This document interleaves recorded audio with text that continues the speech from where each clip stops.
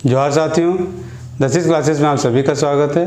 और आज हम लोग फिर पिछले टॉपिक को कंटिन्यू करेंगे, यानी जेपीसी पेपर 2 का आपदा प्रबंधन नामक टॉपिक को कंटिन्यू करेंगे। और ये इस टॉपिक का छठा वीडियो होगा। ठीक है, 5 वीडियो पहले बन चुके हैं तो उन्हें आप देख सकते हैं। तो अगर देखिएगा तो ज़ाहिर ये क्लास समझना आसान हो जाएगा। ठीक है, तो अब है कि इस वीडियो में हम लोग 2 तरह के मतलब आपदाओं को देखने वाले हैं। एक आपदा है कि आपका एलिफेंट अटैक्स या हाथियों का आक्रमण, और दूसरा है कि भूकंप यानी अर्थक्वेक। ठीक है, इसमें एक डेटा थोड़ा एक बुक में गलत, बहुत फेमस बुक है, उसमें एक डेटा गलत दिया हुआ है, तो वो भी मैं यहाँ से क्लियर कर दूंगा वैसे। ठीक है, और फिर इसको डील करते हैं अच्छे से, क्योंकि तो इसमें डील करने लायक काफ़ी कुछ है। ठीक है, तो चलिए एक एक करके देखते हैं। तो जो हाथियों का जो आक्रमण होता है, जहाँ हाथी जो इंसानों के ऊपर अटैक करना शुरू कर देते हैं, तो किस किस ज़िले में वो ज़्यादा होता है। ठीक है, तो एक तो हो गया यहाँ दुमका, जो कि आपका नॉर्थ ईस्टर्न रीजन या उत्तर पूर्वी भाग में पड़ता है। ठीक है, उसके बाद होता है कि यहाँ पे आपका एक पलामू है, यहाँ लातेहार है, यहाँ रांची है, खूंटी है, पश्चिमी सिंहभूम है और पूर्वी सिंहभूम है।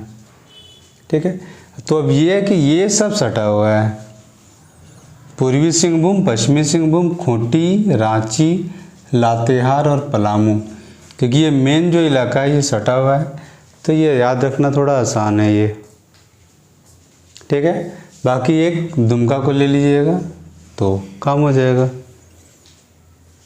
ठीक है, और बेसिकली यहाँ पे होता है जो पूर्वी सिंहभूम में आपको जो सरायकेला इधर है, खरसावां इधर है, ये बॉर्डर के आसपास में आपका है दालमा अभयारण्य, तो उससे भी निकल के आपका अटैक होता है हाथी का। और यहाँ पे सारंडा का जंगल है आपका पश्चिमी सिंहभूम में, तो यहाँ से भी निकल के अटैक होता है। ठीक है, बाकी इधर खूंटी है, रांची है, लातेहार है, यहाँ पे भी जीव अभयारण्य लातेहार में, तो वहाँ से भी निकल के कुछ कुछ होता है। ठीक है, तो ये सब इलाकों में आपका हाथी का अटैक किया है जनता के ऊपर। तो अब सवाल उठता है कि हाथी जनता के ऊपर अटैक क्यों करता है।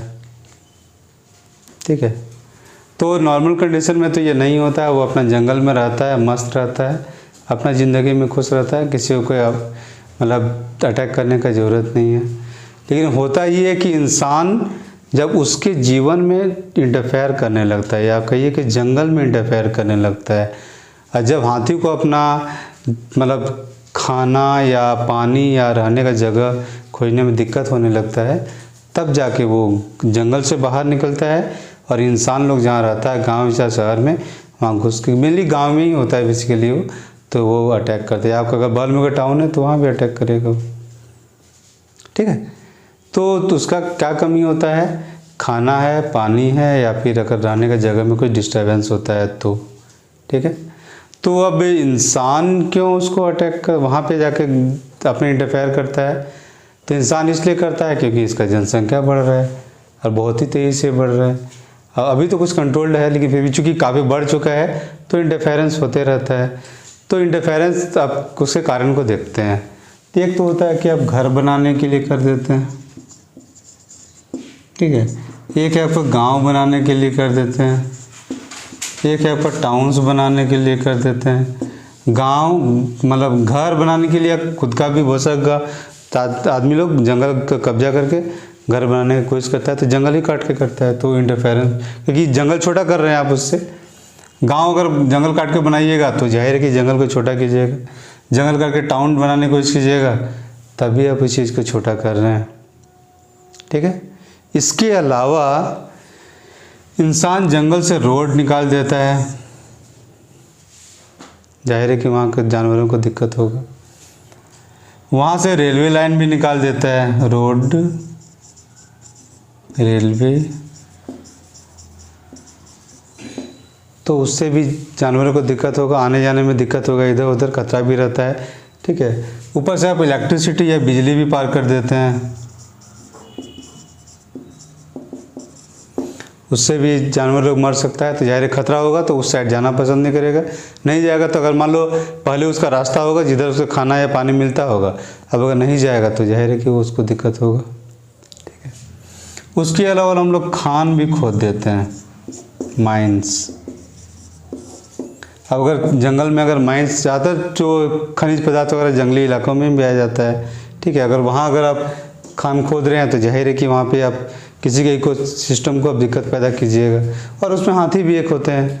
अब इनका ये दिक्कत होता है तो ये लोग गांव है या शहर के टाइप आते हैं और अटैक करते हैं वो लोग, ठीक है। तो कारण पता चल गया, घर बनाने के लिए, गांव बनाने के लिए, टाउन बनाने के लिए, रोड बना रहे हैं, रेलवे बना रहे हैं, बिजली का तार अगर बिछा रहे हैं, इलेक्ट्रिसिटी पोल गाड़ रहे हैं, या माइंस वगैरह करने के लिए। तो ये सब करने के लिए अगर आप इंटरफेयर करते हैं तो जाहिर है कि उसको खाना पानी में दिक्कत होगा, रहने में दिक्कत होगा। तो जाहिर है बाहर निकल के वो इंसानी हैबिटेशंस या गाँव पे वो अटैक करेगा, इंसानों को मारेगा, घरों को जलाएगा, ठीक है। उसके अलावा एक कारण और होता है कि हाथी को जो महुआ का गंध होता है वो बहुत अच्छा लगता है, ठीक है। तो बहुत सारे इंसान आदमी, गांव के आदमी जाते हैं जंगल वगैरह से महुआ को चुन के लाते हैं, महुआ का फूल को, ठीक है। महुआ फल नहीं होता है बेसिकली, एक फूल होता है, फल अलग होता है, ठीक है। महुआ का फूल के बाद जो आता है वहाँ पेड़ में लगता है वो फल होता है, ठीक है। ग्रीन कलर का फल होता है और मीठा मीठा लगता है, उसके अंदर दाना होता है और उस दाना से जो तेल बनता है वो बहुत ही उपयोगी होता है और बहुत ही दर्द निवारक, बहुत ही फेमस दर्द निवारक तेल है वो बनता है, ठीक है। तो चलिए तो महुआ का गंध अगर मिलता है तो हाथी जंगल मतलब घरों पे अटैक करता है वहाँ पे, और उस घर पे ज़्यादा स्पेशल अटैक करता है बेसिकली, ठीक है। और महुआ को खा जाता है, कुछ खाने आने का दान चावल वगैरह होता है तो उसको भी वो खा जाता है, ठीक है। तो इससे जो है फिर इंसान को रोकने की कोशिश करता है तो उसको भी मार देता है हाथी। इससे जान का भी नुकसान हुआ और संपत्ति का भी नुकसान हुआ, पैसा का भी घर टूट रहा है, जाहिर है पैसा का नुकसान तो होगा ही वैसे वो, ठीक है। तो जब इतना सारा नुकसान हो, पहले तो हो रहा है, ठीक है। अब हो कितना रहा है नुकसान, तो एक डेटा कलेक्ट किया गया है उसमें कि 2005-06 से 2012-13 तक का डेटा है, मतलब ये करीब 8 साल का डेटा है। 8 साल में कम से कम 867 आदमी मारा है हाथी लोग, ठीक है। अब ऑन एन एवरेज एक साल में कितना हो रहा है, तो वो हो रहा है करीब 108 आदमी, ठीक है। 3 आदमी बच जाएगा तो 3 आदमी को टुकड़ा करके बांट नहीं सकते हैं, तो एवरेज आप 108 ही रखते हैं इसको। तो एक साल में आपको 108 आदमी हाथियों के द्वारा झारखंड में मारा गया है हाल के दिनों में, मतलब 2005-06 से 2012-13 तक में, ठीक है। तो अब देखिए 108 आदमी मर रहा है हर साल, उस दौरान में मरा है जो, तो भी कोई बहुत बड़ा ह्यूमन क्राई या फिर बहुत हल्ला मच रहा है वैसा कुछ नहीं हो रहा है।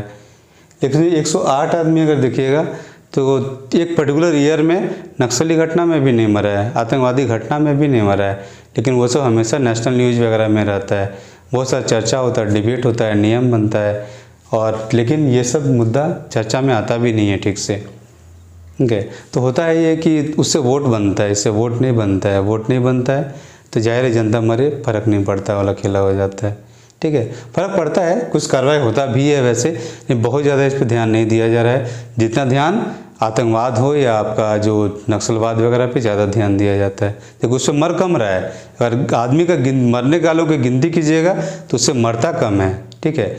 टीवी और मीडिया में हल्ला ज़्यादा मचता है, मरता आदमी कम है वैसे, ठीक है। और अगर दूसरा बीमारी को देखिएगा ना, टीबी वगैरह बीमारी, तो टीबी वगैरह से तो बहुत ज़्यादा मरता है, लेकिन उतना ज़्यादा मीडिया में हल्ला नहीं होता है उसके लिए, ठीक है। तो चलिए कि आपका इतना आदमी साल में मरता है, और झारखंड में आपका हाथी कितना है, तो हाथी आपका करीब 555 का गिनती किया गया है, 555 आपका हाथी है। अगर अप्रॉक्स में आए तो अगर 500 से ऊपर टाइप का भी कहा जाएगा तो भी आपको चल जाएगा, ठीक है। तो हाथी अटैक क्यों करता है पता चल गया, ठीक है। कितना नुकसान हो रहा है वो पता चल गया। अब इसके बाद देखते हैं कि हाथी से अगर बचना है तो क्या करना पड़ेगा, ठीक है। तो बचने के लिए कुछ कुछ उपाय निकाला गया है। तो सबसे पहला तो ये है कि अगर हाथी आपको जंगल से बाहर निकलते हुए दिख रहा है तो कोई भी जो देख रहा है उसका काम ये है कि जो वन अधिकारी लोग हैं उसको जाके खबर कर दीजिए, वो लोग जल्दी से आएगा, फिर हाथी को कंट्रोल करेगा और वहाँ से घुमा के लेके चला जाएगा। वो लोग अपना तरीका होता है, वो लोग अपने तरीके से वो लोग कंट्रोल करके लेके चला जाएगा, पहला चीज़। अब दूसरा चीज़ होता है कि आपको वहाँ के जो आसपास जो रहने वाले लोग हैं उसको आपको जागरूक करना होता है। तो जागरूक किस चीज़ के लिए करना होता है कि पहला तो ये चीज़ है कि मान लो अगर हाथी लोग आ रहा है तो उसके रास्ता से आप हट जाइए। अगर आप रास्ता में चल रहे हो, उसी रास्ता में है, तो रास्ता से हट जाइए, उसको आप जाने पार होने दीजिए, तो आपको खदेड़ के तो नुकसान नहीं करेगा, ठीक है। दूसरा चीज़ है कि अगर पहाड़ी इलाका में अगर या हिल वाल या पहाड़ी का ली छोटा पहाड़ी या बड़े जैसे भी हो, तो उस इलाका में अगर आपको हाथी से भेंट हो जाता है तो आप कैसे बचिएगा। तो उसमें होता है कि आप ढलान की तरफ नीचे दौड़िए। अब ढलान की तरफ अगर नीचे दौड़ के चले जाते हैं तो वो हाथी आपका पीछा नहीं करेगा। होता है कि हाथी का वजन इतना ज़्यादा होता है ना कि अगर वो ढलान में दौड़ेगा तो वो गिर जाएगा और आपका फिर उसको नुकसान हो जाएगा। तो हाथी दौड़ के पीछा नहीं करेगा, इसलिए आप ढलान में दौड़ के भाग बच सकते हैं हाथी से, ठीक है। और तीसरा चीज़, अगर गांव में अगर आ रहा है तो उससे बचने का 2 कारण यहाँ पे बहुत इंपॉर्टेंट कारण बताया गया है, ठीक है। एक तो है कि हाथी को मिर्ची से बहुत ज़्यादा चिढ़न होता है और मिर्च से वो बहुत ज़्यादा दूर भागता है, ठीक है। तो इसमें करना ये होता है कि मिर्च को, लाल मिर्च को आपको जो मोबिल होता है, जला वाला मोबिल होता है, उससे आपको मिला के, आपको रस्सा वगैरह होता है उसमें आपको उसको भिंगा के आपको मिला के, मतलब पूरे रस्सा में उसको जो मिक्सर बनाते हैं मिर्च और मोबिल का उसको मिला देते हैं, ठीक है, और फैला देते हैं, ठीक है। अब उस रस्सा को अब घर के चारों तरफ उसको घेरा बना देते हैं। अब घेरा बना देते हैं तो फिर वो आपके घर पे अटैक नहीं करेगा, ठीक है। और इसी टाइप का रस्सा को गांव का जो रास्ता, घुसने वाला रास्ता सब होता है, वहाँ पे भी लगा दिया जाता है। तो घुसने वाले रास्ता पे भी हाथी नहीं घुसेगा उसका गंध से, क्योंकि मिर्च को बहुत ज़्यादा वो क्या कहते हैं कि उससे दूर भागता है, वो उसको अच्छा नहीं लगता है वैसे, ठीक है। अब इसके अलावा एक चीज़ और होता है, एक तरीका और है कि मिर्च को ले लीजिए और आप गोबर में मिला दीजिए, कावडंग में मिला दीजिए उसको, ठीक है। अब उसको मिला के आप उपले बना लीजिए, ठीक है, इसको गोंठा भी कहते हैं, वो बना लीजिए और फिर उसको घर के बाहर रख दीजिए। तो उसके गंध से भी हाथी आपके घर के सामने नहीं आएगा, ठीक है। तो इस तरह से हाथी को अपने घर से, आपने जो अमोवेशियल घर ही कर लीजिए तो दूर रख सकते हैं। और दूर रखिएगा तो जाहिर है आप भी बचे रहिएगा, आपका घर भी सुरक्षित रहेगा। और गांव में अगर कुछ, अगर जिस इलाके में ज़्यादा आ रहा है घेरा बना के रखे हुए उस टाइप का रास्ता से, तो जाहिर है कि आपके गांव पे भी अटैक नहीं करेगा, आपके गांव से दूर रहेगा, ठीक है। तो ये सब अपना उपाय अपना के लोग हाथियों का जो अटैक होता है उससे हम लोग बच सकते हैं, ठीक है। अब उसके बाद आते हैं हम लोग भूकंप वाले पे, कि भूकंप से मतलब झारखंड में जिस किस इलाके में कैसा असर पड़ता है। तो पूरे झारखंड में भूकंप आ सकता है। वैसे बहुत ज़्यादा स्ट्रॉन्ग वाला भूकंप आएगा तो वो नहीं आएगा झारखंड में। स्ट्रॉन्ग वाला भूकंप इसलिए नहीं आएगा क्योंकि मतलब रिंग और फायर वाला जो बेल्ट है उस पर हम लोग नहीं है। बेसिकली होता है क्या, रिंग ऑफ फायर जो ज्योग्राफी पढ़े होंगे जानते ही होंगे, नहीं जानते तो थोड़ा सा हम बस सेकेंड दे देते हैं। बेसिकली पृथ्वी जो आपका 7 बड़ा प्लेट में और 14 छोटा प्लेट में बटा हुआ है, तो इसमें होता है कि प्लेट बाउंड्री जो होता है, मान लो ये प्लेट बाउंड्री है, ठीक है, तो प्लेट बाउंड्री में जो पूरा इलाका जो फैला हुआ रहता है, तो प्लेट बाउंड्री में आते हैं तो आपका भूकंप ज़्यादा आएगा, ठीक है। यहाँ आपको वोल्केनो या क्या कहते हैं, आपको वोल्केनो का हिंदी नहीं आ रहा है वैसे आपको तुरंत में अभी, ठीक है। तो वोल्केनो भी यहीं पे ज़्यादातर निकलता है और अर्थक्वेक भी आपका भूकंप यहीं पे ज़्यादा आता है, ठीक है। और दूसरे इलाका में उतना ज़्यादा नहीं आता जितना रिंग ऑफ फायर वाला में आता है। वैसे ज़्यादा डिटेल में आपको ज्योग्राफी क्लास में ही पता चल पाएगा वैसे, ठीक है। क्या तो पढ़े होंगे या फिर मेरा वीडियो आगे देखिएगा तो ज्योग्राफी में मिल जाएगा ये चीज़, ठीक है। तो ये जो झारखंड का बेल्ट, ये हिमालय वाला बेल्ट जो यहाँ पे है तो वो आपका रिंग ऑफ फायर बेल्ट में आता है, तो वहाँ भूकंप ज़्यादा आता है, ठीक है। जो मैदानी इलाका है वहाँ पे भूकंप बहुत कम आता है लेकिन वैसा स्ट्रॉन्ग नहीं आएगा जो कि जितना यहाँ आएगा। और भूकंप का जो एपी सेंटर होता है वो ज़्यादातर इसी इलाके में होता है, ठीक है। और बाकी ये इलाका है तो यहाँ पे भूकंप आने का चांस कम होता है, इसीलिए आपको क्या कहते हैं कि इसको जोन 4, 5, 6 में रखा गया है। जोन 4, 3, 2 में रखा गया है और ये सब कम असर वाले इलाके होते हैं, ठीक है। तो जो झारखंड में जो 24 जिला है तो 24 में से 2 जिला को आपका जोन 4 में रखा गया है और जोन 4 को सबसे खतरनाक माना जाता है। ठीक है, उसके बाद 15 जिला आपका जोन 3 में रखा जाता है और 7 जिला आपका जोन 2 में रखा गया है। ठीक है, ये बेसिकली जो सरकारी आंकड़ा है ये उससे लिया हुआ है ये।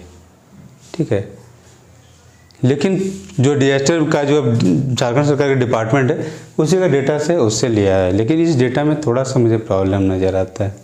बुक में जो जिस बुक से पढ़ा है वहाँ उस सोर्स से लिया गया था वैसे। ठीक है, तो इस डेटा में प्रॉब्लम है, ये 2 से तो कोई दिक्कत नहीं है। बेसिकली देखिए मैप को देख लीजिएगा फिर वो क्लियर हो जाएगा। ये इलाका है, ये इलाका सबसे स्ट्रॉन्ग वाला ये जोन 4 में आता है और ये पड़ता है गोड्डा और साहेबगंज में। तो 2 जिलों को आप निकाल दीजिए। ठीक है, बाकी बचा आपका 22 जिला।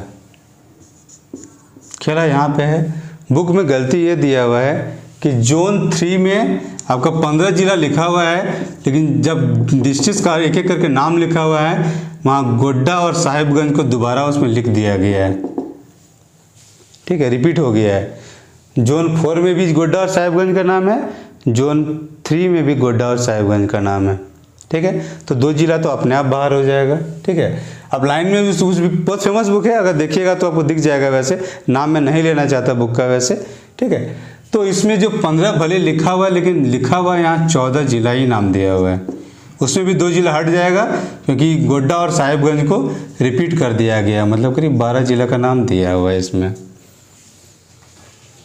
ठीक है, तो अब देखिए 12 जिलों क्या है कि ये जो लाइन है, ठीक है, ये जोन 3 वाला इलाका है, ये जोन 4 वाला इलाका है और इस लाइन के जो नीचे है ये जोन 2 वाला इलाका है। ठीक है, अब देखिए गिनती करके देखते हैं, फिर देखिए किसमें क्या पड़ता है। ठीक है, बाकी जो दिया हुआ है उसको वैसे ही रहने दिएगा 2, 15 और 7, लेकिन जो बता रहा हूँ जो मैप में हिसाब से, ये मैप के हिसाब से मैं इसका कंक्लूजन को निकाल रहा हूँ। ठीक है, तो चलिए देखिए, गोड्डा और साहेबगंज तो नहीं होगा, पाकुड़ हो जाएगा, यहाँ दुमका हो जाएगा। ठीक है, दुमका में यहाँ जामताड़ा को मैप पे दिखाया नहीं है, लेकिन यहाँ जामताड़ा बनेगा और जामताड़ा को उसमें गिना भी गया, लिखा गया है, तो जामताड़ा हो गया। ठीक है, उसके बाद हो जाएगा आपका देवघर, हो जाएगा आपका धनबाद, हो जाएगा बोकारो है, इसमें गिरिडीह है आपका, यहाँ पे हो गया क्या कहते हैं, ये नाम दिमाग से निकल रहा है वैसे। ये हजारीबाग हो गया, ये हो गया चतरा हो गया, पलामू हो गया और ये गढ़वा हो गया। ठीक है, और ये पता नहीं दिमाग से क्यों निकल रहा है, चलिए नाम याद आएगा तो बता देंगे वैसे। ठीक है, तो इतने सारे जगह जो इसमें आ जाएंगे। ठीक है, लेकिन यहाँ छूट क्या रहा है, तो यहाँ लातेहार यहाँ बना हुआ ही नहीं है, तो ये बन जाएगा, तो यहाँ लातेहार आ जाएगा। ठीक है, और लातेहार इसी जोन में रखा गया है लातेहार को। ठीक है, उसके बाद यहाँ और कुछ नहीं है, रामगढ़ को नीचे वाले में रख दिया गया, नाम नीचे में, मतलब जोन 2 में रखा गया रामगढ़ को। ठीक है, उसके अलावा ये जो मैप है इसमें 3 जिला मिसिंग है, उसको बना देते हैं, फिर देखिएगा खेला क्या होता है। यहाँ सिमडेगा बन जाएगा, यहाँ खूंटी बन जाएगा और यहाँ सरायकेला एंड खरसावां बन जाएगा। 3 जिला बढ़ गया यहाँ ऐसे, और ये यहाँ से, ये तो है ही। चलिए ठीक है। ठीक है, तो अब देखिए लोहरदगा, पलाम, ये गुमला हो जाइए, गुमला होगा, सिमडेगा, खूंटी, रांची, वेस्ट सिंहभूम, ईस्ट सिंहभूम, सरायकेला, खरसावां। ठीक है, तो इतना सारा जिला हो जाएगा आपका जोन 2 में। ठीक है, अब गिनती करके देखते हैं कितना हो रहा है। 1, 2, 3, 4, 5, 6, 7, 8। ठीक है, तो इसमें आपको 7 की जगह आपको 8 दिखाई दे रहा है, हो रहा है। ठीक है, एक और कहीं मिसिंग हो रहा है शायद, देख लेते हैं। 9 हम गिनते हैं, 1, 2, 3, 4, 5, 6, 7, 8।